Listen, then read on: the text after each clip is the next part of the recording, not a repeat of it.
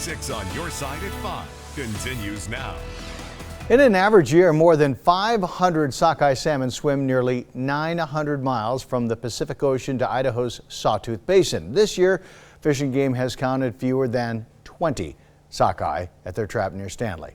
And as Steve Liebenthal shows us in tonight's Idaho Backroads, fish advocates say it's time to change our approach to salmon recovery. Redfish Lake in the Sawtooth Mountains has some of the clearest, cleanest water in the United States.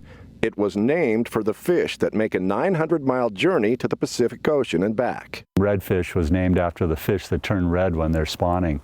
And the old settlers talk about not being able to cross the creeks because there's so many fish that would spook the horses.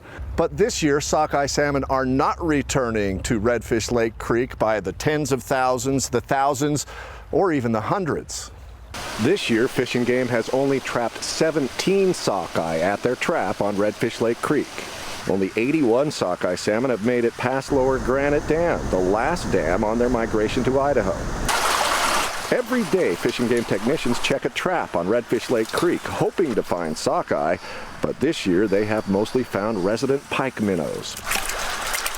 Idaho's most critically endangered salmon face many challenges, including recent warming of the ocean.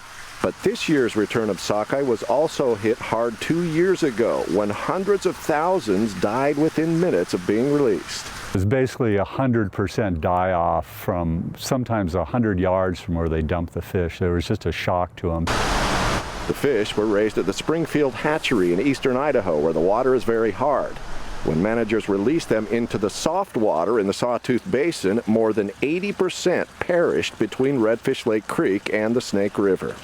Now, biologists are holding juvenile sockeye in the medium hard water at Sawtooth Hatchery before releasing them into the wild. In 2018, we had one of the highest post-release survivals we've experienced in the history of the program.